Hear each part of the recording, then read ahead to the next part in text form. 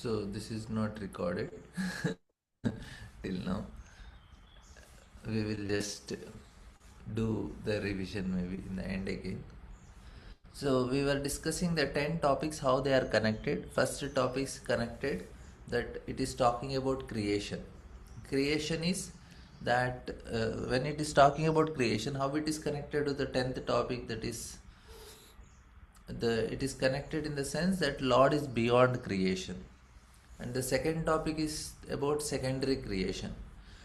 Now, how to understand secondary creation, and the 10th topic, that is Ashraya Krishna, is it is the will of the Lord that is why this creation is happening, and everybody is acting according to the will of Lord only, the initial great personalities.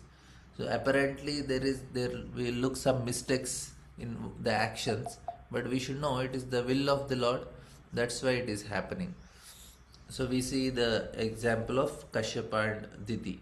So Kashyap Muni is accepting the will of Lord. Diti comes, he understood, okay, this is will of Lord. I had to go through this situation. And because the demon should also be produced in the creation. It is not only demigods, demon should also appear. Kashyap Muni understood this is the will of the Lord and he went through it. That is the point. So here uh, it sometimes it gets overlapped, mixed in different cantos. Other things are also given, but majorly that is the whole canto. Mostly the theme is like that. You have to understand it. Mostly the theme is about creation or secondary creation. So third mostly it is creation. Second is secondary creation only, everything. And then we have the third topic, that is Thanam, which is describing the fourth canto. So here Sthitir Vaikunta Vijaya. Vaikunta Vijaya means the victory of Krishna. So what is that means? He always protects his devotees. So fifth canto, when you follow rules and regulations according to our guna or karma, then we will be able to overcome our boundaries and we can reach to the spiritual world. And here also Sthanam also indicates that there is a Vaikunta plane. According to our consciousness, we have to reach to the highest plane when we have highest consciousness. And who is having the highest consciousness? That is Srimati Radharani. She is 100% Krishna conscious. So that is how we have to. Of course, all the people in the spiritual world are highest Krishna conscious, but within that also there are gradations that we hear from Bhagavad Bhagavatam. Then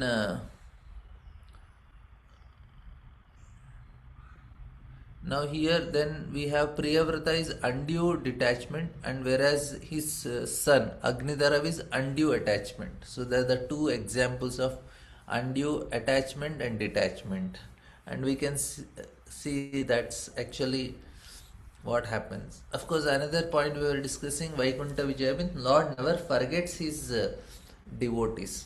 So Bharata Maharaj. So here in the first chapter is about Priyavrat Maharaj, who did not want to follow the rules. He just wanted to renounce. Then his father comes, and he was having the support of Narada Muni also. Then his father comes, and because his father understands the sons more clearly, he explains, no, you are not qualified for it. You have to follow the rules and regulations, and then you will eventually able to come out of it.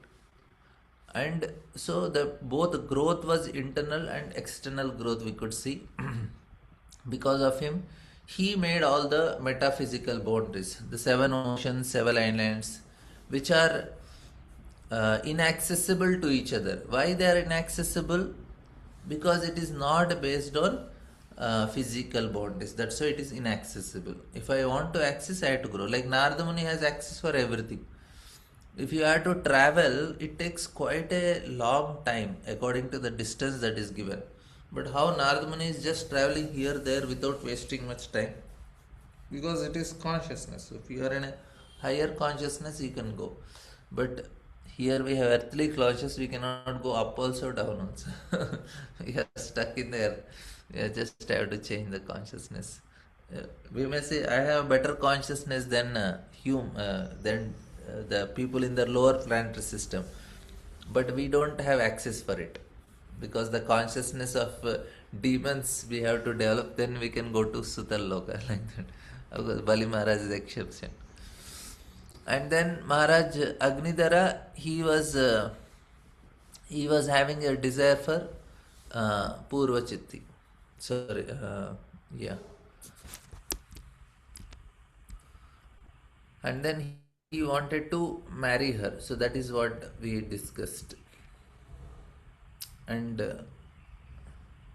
he was very systematically trapped by by Maya. Of course, it was Lord's desire also that he marry, and then his sons and all, they are going to his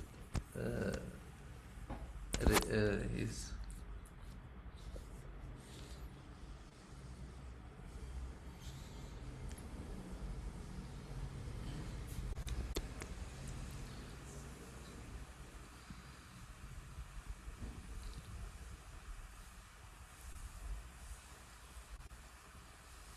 So then Nabhi appears, and from there Rishabdev appears. So his grandson happened to be Supreme Lord only. So Maharaj Gindara is no less. He is also very great personality.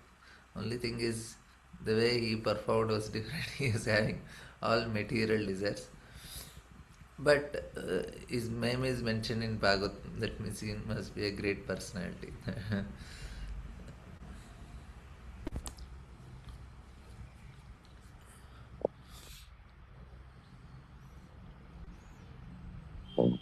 So if people try to change their, transgress their, this is also another important.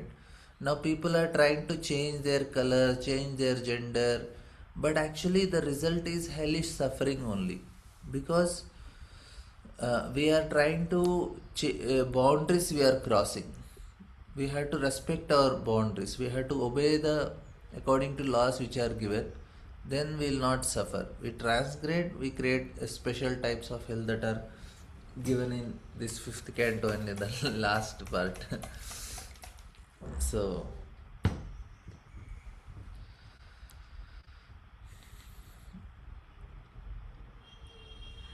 we'll just take the next one is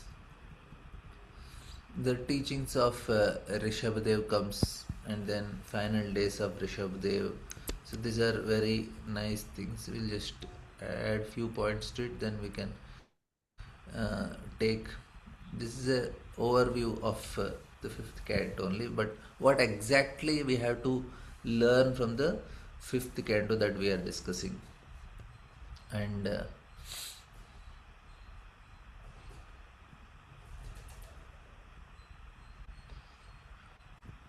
here Rishabdev, he is very he is directly Supreme Lord, and he takes the life of Avadhuta. And later on Jadabharat also, he also becomes like that. Avadhuta means, Ava means look down, and Dhuta means transgress the basic rules. So here we have two Avadhutas in this fifth canto. One is Jadabharat also, and we have Rishabdev also.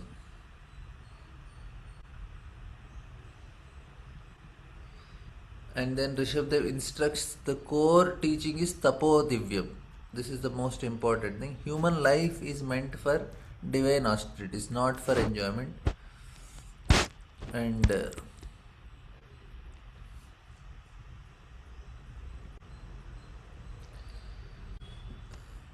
he is teaching to his very civilized sons. And after that he renounces everything. He goes to forest, and human life is for tapasya, and now there are also the demigods. Fifth canto, it will be the demigods will be praying to the inhabitants of Bharatavarsha. Means they are praying that they should get born in Bharatavarsha. They will understand how fortunate are the people of Bharatavarsha, because even though this is very important, the lifespan is very short, extremely short.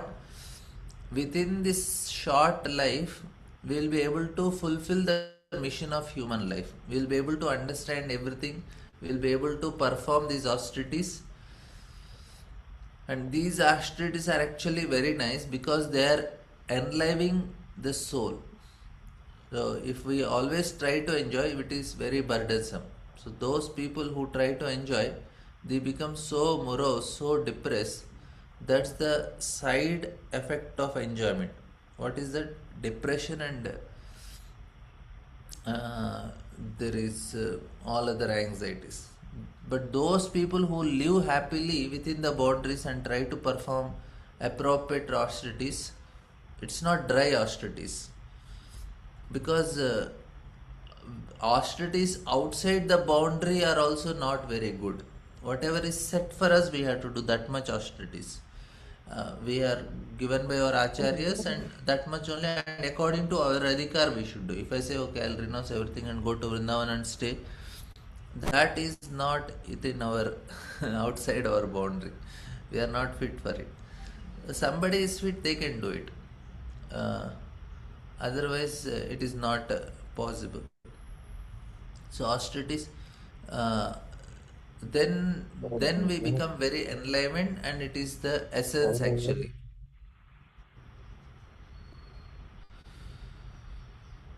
So in this way, he gives very valuable instruction to his sons, in which one of the main topic is that perform proper austerities.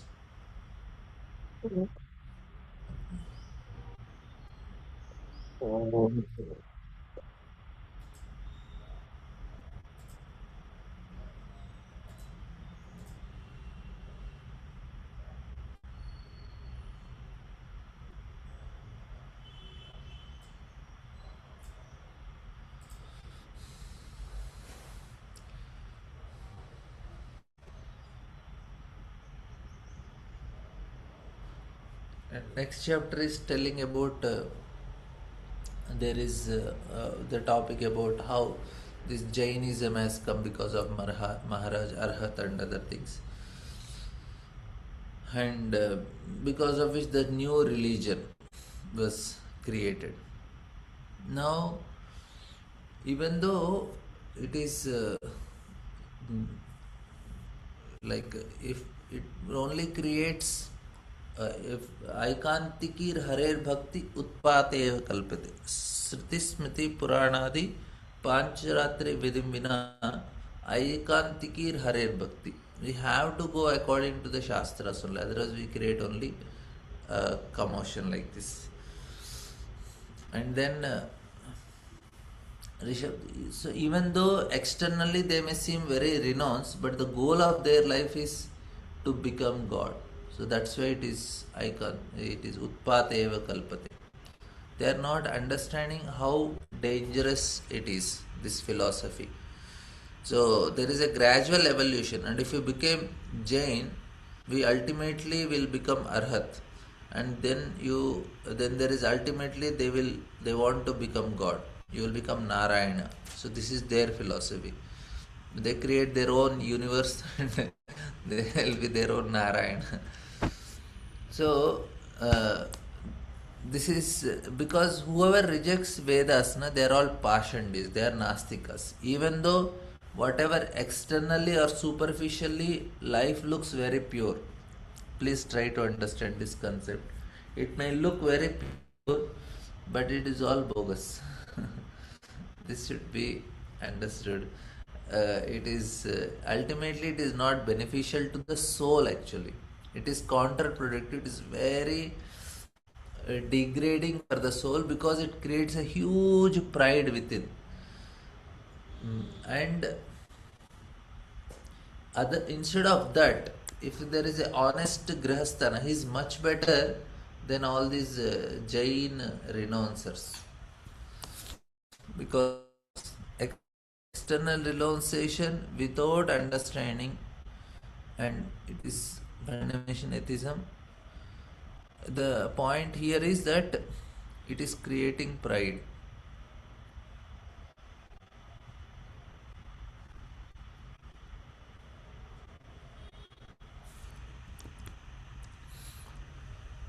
And it is very detrimental to the soul also.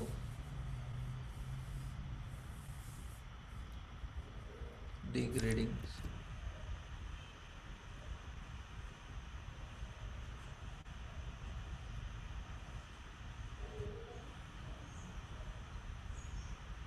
So soul is getting degraded. This is the problem with this philosophy. And they want to become God.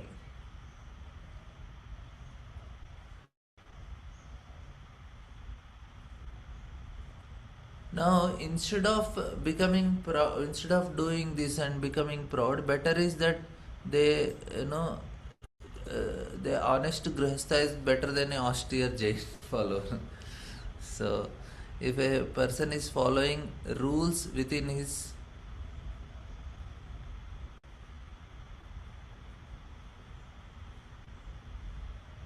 rules and regulation householder is better. Why he is better? Because he is humble. That's why it is better. He can be humble. So this is the main thing. For us to understand Krishna, what is the main qualification? Trinadapi sunichena taroriva saishna amanina manadena kirtaniya sadahi. That is the criteria to understand the truth. There is no other way. So humility is the only way to understand the truth. So any activity which will make us to become humble, we should do that. So us is making you pride, then better is to take little prasadam and remain humble. That's what we hear from Radhanath Maharaj. A person is fasting, Maharaj says, but his ego is feasting. So what is the point?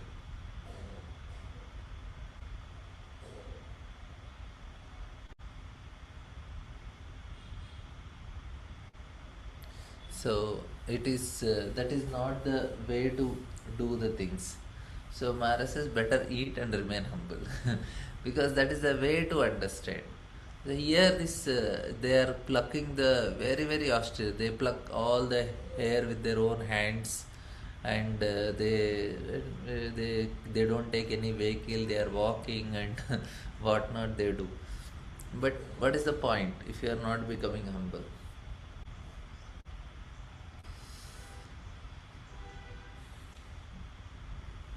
So then we saw that Varnashrama principles, there are 100 sons in different Varnas, Brahmana, Kshatriya, Vaishyas, Navayogendras.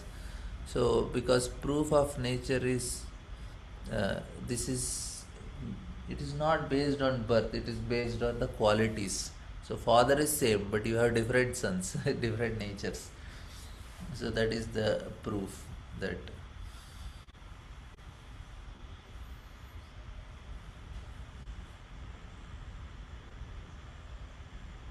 So then we were discussing further.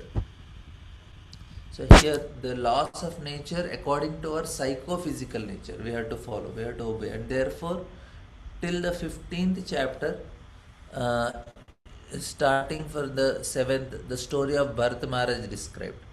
So Bharat Maharaj, it's Rishabdev is having 100 sons with all these sannyasis and everybody. So the essence of fifth canto is that which proves it is actually telling that our place is according to our nature. So this is the proof that, because there are two different theories to follow Varnashrama. One theory is Varnashrama is that we strictly obey to the acquired nature from the past.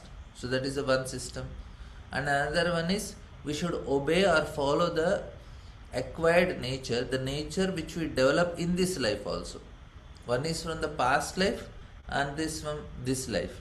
But no matter what, which one we go, we must be elevated to a certain extent. But we should also respect our nature and follow according to our nature and develop internally.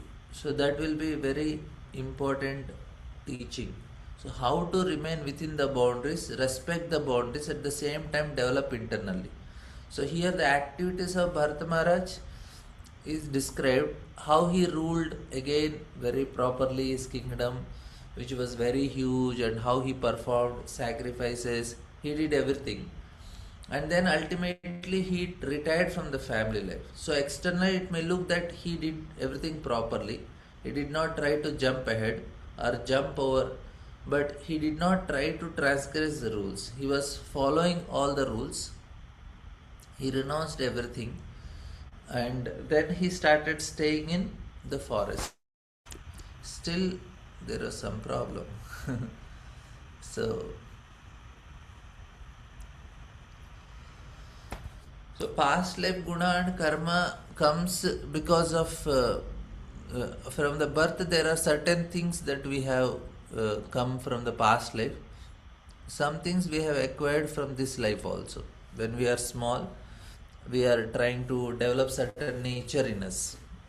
So both accordingly, we have to perform our actions from the present guna and karma and the past life both. And then we are seeing here Bharat Maharaj, he did everything nicely. And the only reason that is explained by Bharat Maharaj, two reasons. One is because of offenses, and another is here a lack of higher association by Bharat Maharaj felt, and another is previous offenses. So the deep impression that happens when you come to meditation. So need for remorse and purifications. So the main reason for Bharat Maharaj's fall down is this one, offenses only. Of course, one more reason that is given is Lord wanted to teach lesson through him. Want to teach us.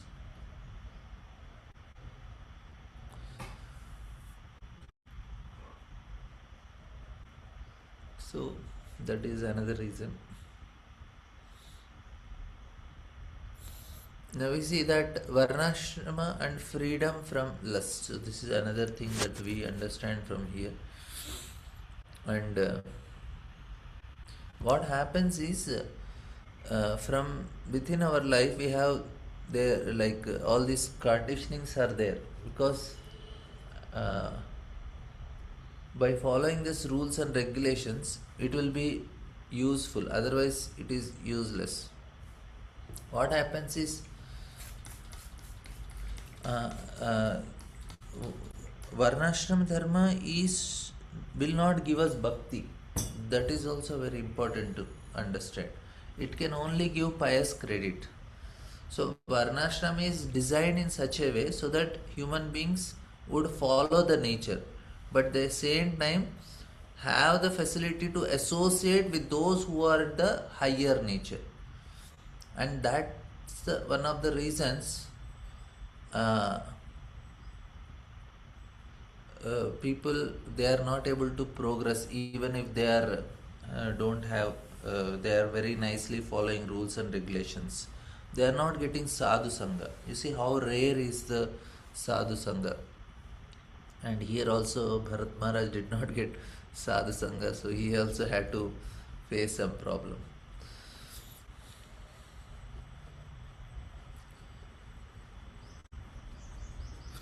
And unwittingly we are committed many offenses, we don't know. So we have to, with tears in our eyes, we have to wash away all the offenses that are created. Now why Varnashrama is important in this is because the lust is there in the heart. So Varnashrama is such a system which helps a person to minimize the influence of lust, overcome lust. So that's why people follow very strictly. So we are also, that's why taking some of the principles of Varnashrama for us also. Say if a person, if he is having the nature of business, then he should choose a profession like that which will help him. And he is doing bhakti only, but the profession will help him to eventually overcome his conditionings. Then we'll be gradually able to free from the influence of lust. Otherwise, we will remain victim of lust. If a person is meant to do certain activities, is like a, this is actually what happened to Bharat Maharaj also. We should not be making criticism of a elevated personalities, but we have to understand about it. And Prabhupada uses the phrase the society of envy. So it literally says, this is now a very interesting thing. It says that if we want to enjoy in the society by social life, we create around us the society of envy only. Why? We can see around the people who are enjoying. So this is the difference between a person who want to take responsibility and who enjoy. And the beauty is that there that the society is based on if you follow the create, this is what actually we have created a society where there is all these the members of the society, they suffer very badly.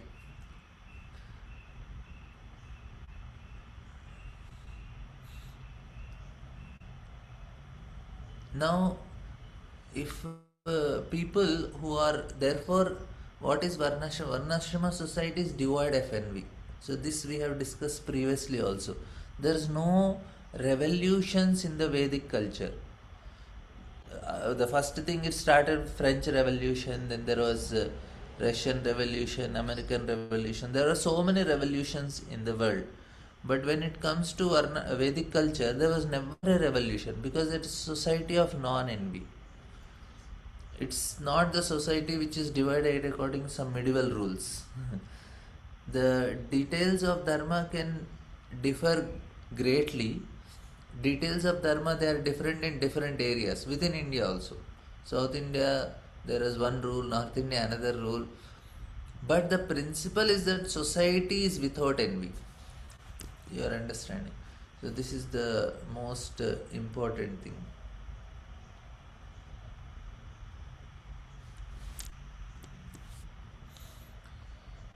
Because people are trying to build this society without understanding, they are also now trying to make varnashram society, but they are not understanding that we first have to uproot envy. So why it is not working nowadays? Why varnashram is not working is because of this. So how to create varnashram is first remove envy. How to remove envy? Read Bhagavatam. So that's why Dharma projita kaitavotra paramo nirmatsaranam satam. This scripture only help a person overcome envy. So how to create varnashram is first read Bhagavatam.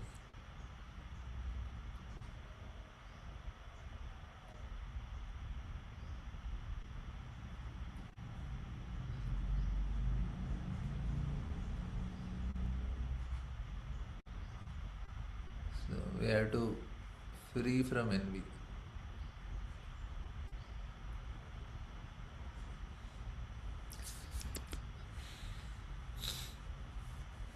We can only build the proper social structure which will be elevating for the soul for every member of society, no matter where they are.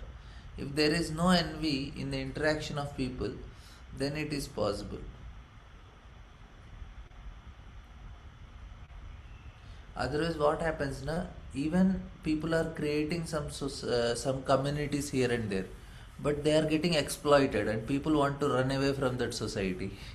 They say, oh, they leave their job, and some of them they go and stay in the communities, and then they come, they are completely burnt there.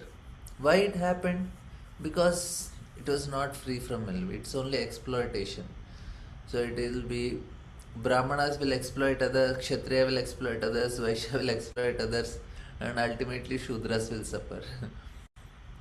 Shudras will create revolution, and then they will throw away Brahmana, Kshatriyas, Vaishyas, and Then they will exploit Brahmanas, Vaishyas, and Kshatriyas, and then they rule themselves, and everything will be hellish. This is actually what is happening. This is a Russian Revolution or China and Russia. These Shudras are trying to control Brahmanas, Vaishyas, and Kshatriyas, and they're so unhappy people because there was satisfaction in society when there is some sort of varnashrama, because it is built with that proper understanding whether everyone can worship the Supreme Lord, respect each other, and everybody performs their duty. And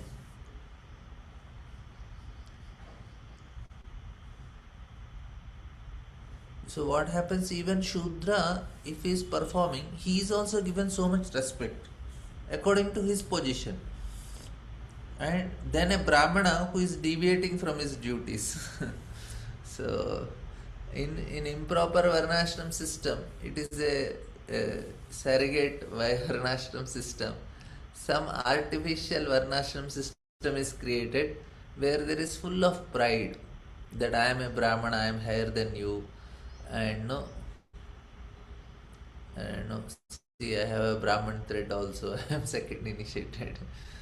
So, but this is not the. This is the problem. Like today is 26 January. Republic Day. Ambedkar wrote our constitution. He wanted to create a society without all this class, but it is very illogical. Actually, it is not. It's a very illogical result. This is improper application of the society, improper application of varnashrama. So here Bharat Maharaj, what is happening here is he from the 15th chapter 16th we say that Bharat Maharaj, everyone knows he goes to the forest, he developed affection for the deer, he dies, and then is again born in the next life, and but Lord remembered, and that's why Vaikunta Vijaya. And because he never gives up his devotees, even it is very difficult situation also, he reminded this deer of his previous life. And then the deer was, even though it is usually deers are very ignorant and consciousness is covered by the body of a deer, but still he remembered his past life. He went exactly the same place where he was performing austerities before, but the difference was that he found some other people who are doing austerities, and he did not trust his mind. He said, no, I developed affection for the deer in the past life. In this life, I will have all the facilities to develop more affection for she deers and all. So he left she deers and he journeyed to Pulaha ashram. So he started staying near Gandaki river. He left his family. He thought, if I stay with family, I'll again attach to get family. And there he was very austere. Thereafter, actually, Bhaktisiddhanta Thakur said that if you try to do Nirjan Bhajan, it's all bogus. He said you should stay in the association of devotees. Even if we are initiated, you still need a society of others, even a great personality also. And that environment will help us to progress. And then he lives.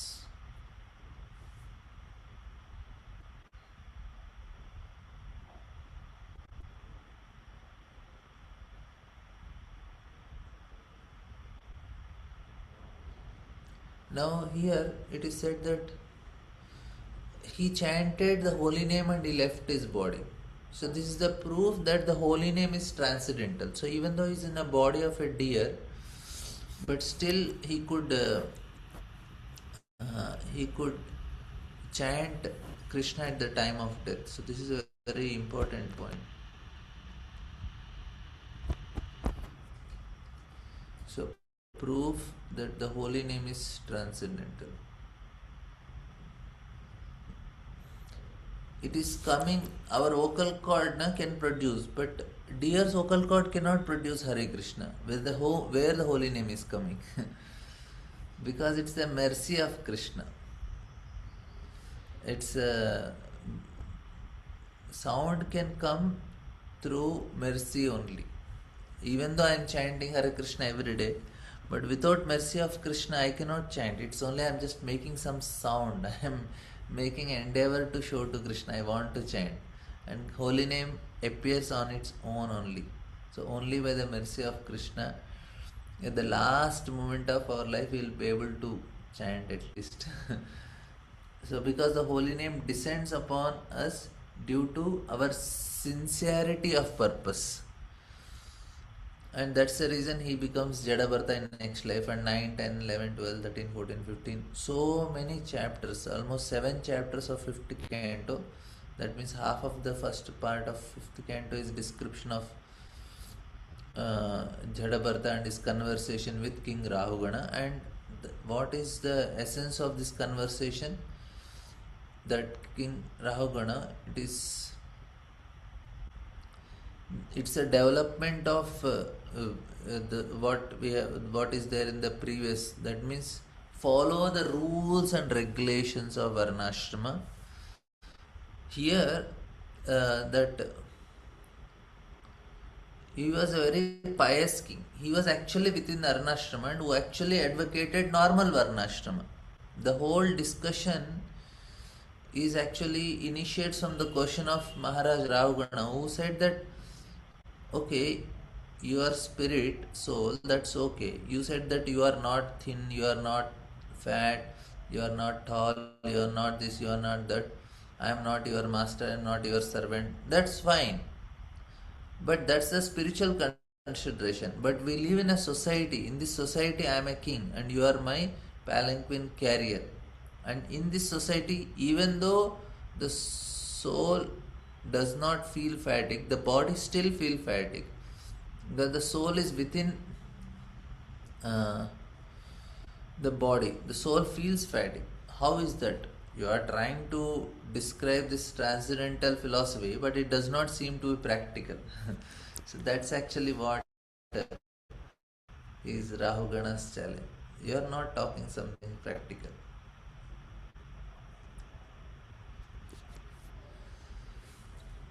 So in this material world, so we have to be practical. It means we have to respect this Varnashram system. So that's what I have. So this is actually we were discussing this also in the previously. Now we have another step in proper direction. What is that? Because if it was only what we have been discussing, that okay, properly Varnashrama, follow the rules and regulations. At the same time, we have to understand that these rules and regulations are given to us for only one purpose. That is to develop internally and not waste our energy into lust. That is the reason. So if you don't follow this system, our time will go in the lust. So if you try to transgress the laws, then whole energy will be dissipated in all these lusty activities. If you try to follow the rules, we will create, will conserve the energy within. Then what will we do with that conserved energy within? We will be able to use this energy for internal development. So that is the meaning. Why 7 chapters in this canto are being in this conversation? First there is a conversation between Jadabharat and Maharaj Rahugana. And then they finish the conversation. Then Maharaj Parikshit looks at Sukadeva and says, I didn't understand everything. Can you repeat it more? So can you explain more? Then Sukadeva Goswami starts from the scratch and he repeats in a more elaborate way the instructions of Jadabharat Rahugana. How to develop internally by externally following the rules and regulations. So this is the important part of the whole discussion. Otherwise there will be society of envy only. Otherwise everything, inevitably the Varnashrama, the external form of Varnashrama is only a skeleton. Varnashram system will be turned into some ugly social mechanism which actually happened unfortunately in India only. So therefore the Vedic culture is suffering now, because Vedic culture had such a bad name among ordinary people in India, because they are afraid. The Brahmanas, the Kshatriyas and all. It's actually very degraded thing. That's how we are told in our school times also.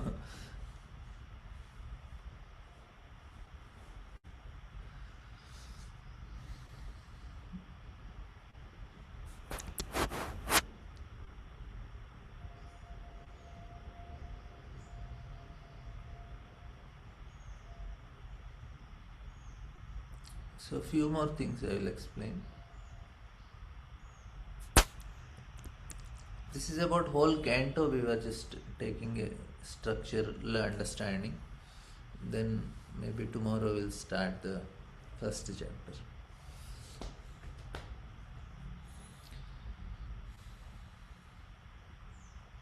Now, Rupa Goswami and our Vaishnavas are not very favorable towards Varnashrama, because Varnashrama was always viewed as an impediment to spiritual development. It's only from Bhaktivinoda Thakur where he explained the proper role of Varnashrama. So Varnashrama is the protective covering of internal development, and if the protective covering is not there, the internal development will also be very difficult. It's uh, like we have a mango has a peel. So normal mango will stay there intact nicely for 1 week, nothing will happen. But if you take the peel out of the mango, it will rot very soon. It will. So Varnashram is external, but it protects the internal development. So therefore, the explanation in this chapter's conversation between Rahugana and Jadabharat. So King Rahugana, hearing some few nice points are there I wanted to share.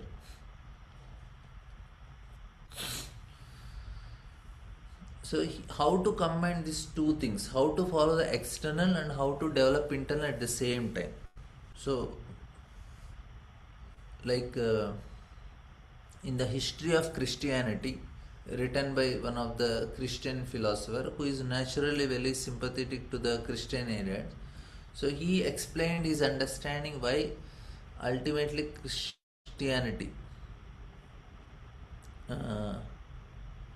it is his own explanation, uh, because there are so many elevated Christians also. We should understand that, because they have developed something. It is not, we should not criticize anything because they have great realization. But we have to see the history also. From historical point of view, it did not fulfill the original purpose. The original energy was dissipated, and this is the idea.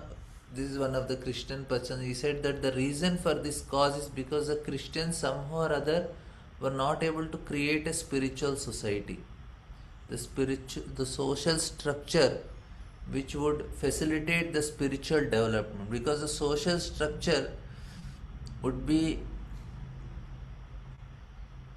harmoniously connecting with the spiritual development also. That was not built. Ultimately, this whole, historically there was unfortunately some degradations took place and very difficult things. So that's why Bhaktivinoda Thakur was talking about Varnashrama. That's why he actually asked his son to do this mission. And Prabhupada was also telling, yes, Varnashrama system we have to develop. So basically, why Prabhupada is talking about Varnashrama if Acharyas did not want only? So the point is, Prabhupada understood that this system is for protection. Why Christianity is not fulfilling, the main reason is this only. So even for us also, the society, we should have some structure. Fortunately for India, thing is that naturally society has some Varnashrama, what traces are still there. That's why it is still some protection is there. Like if somebody is a Brahmana, people go to temple, they respect Brahmana. Naturally is there in India. And people have respect for people who are in the administration. There is the word they use to address people are respectfully only they address. Nowadays, the social media is making people lose the respect, which is very unfortunate. People are making, criticizing, commenting, and making videos on any personality, despite of the age and the whatever he has done good activities. People are not even bothered. They make videos on them and they comment on them.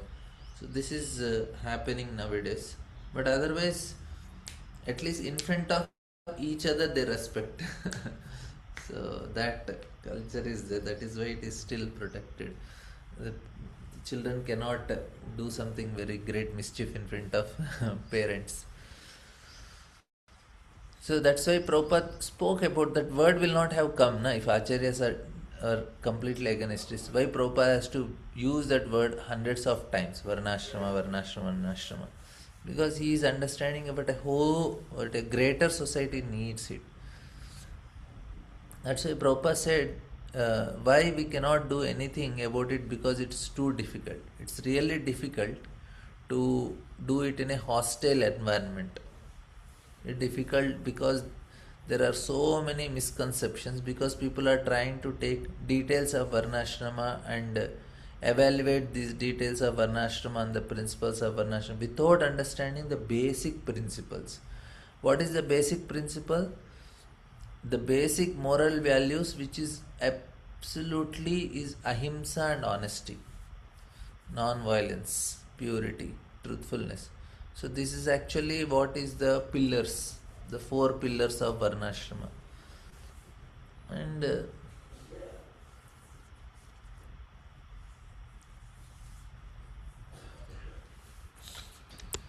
so here we have discussed this. So external protection for internal development and necessary for proper social structure.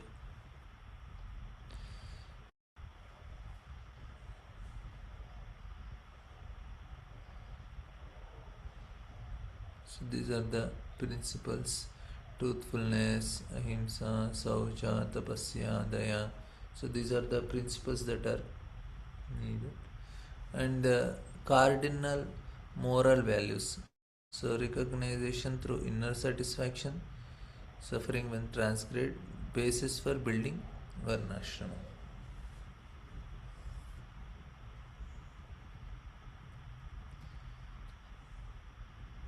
So this is the first part of 5th canto. All these rules and regulations are given. So proper constructions of Varnashrama, the primary sources, Puranas and Ithihasas, teach the cardinal values. And the Ramayana and Mahabharata are examples and Dharma Shastras are secondary. So then implementation of principles builds on these cardinal values, adopt secondary values to modern capacity and consider human strength and limitations, risk of failure without proper foundation. So these are all there. Prabhupada wanted, but it is for the outsiders who are interested in, they can develop it. But for that, these things are very important. They have to be very thorough with the principles. Because for a greater mass of people it is needed. Because when it comes to core bhakti, not everybody can practice. That is a problem. What we are sitting and discussing, not everybody will be able to connect to it, and they will not be interested also in these things. Even though we may feel, it is such a important simple thing, for them it does not make any. They don't feel it's relevant only. So personal versus societal success. So individual benefit versus social transformation. So we will not go into Varnashrama details now. We will change the topic. So the second part of the 5th canto is about the universe, the construction of universe and other things. So how it is built. So any questions and comments till now? I am going more than 1 hour now till now.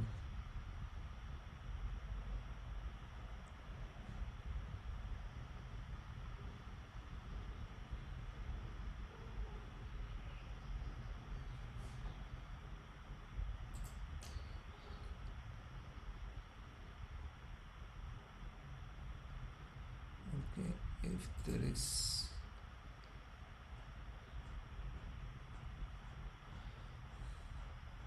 everything is clear, first part of fifth canto. This is just a overview of it.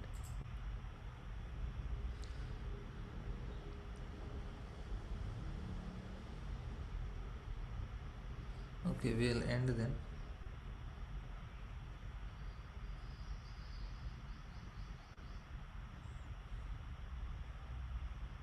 Thank you very much. ग्रंथराज Shrimad Bhagavatam की जय। श्रील प्रभुपाद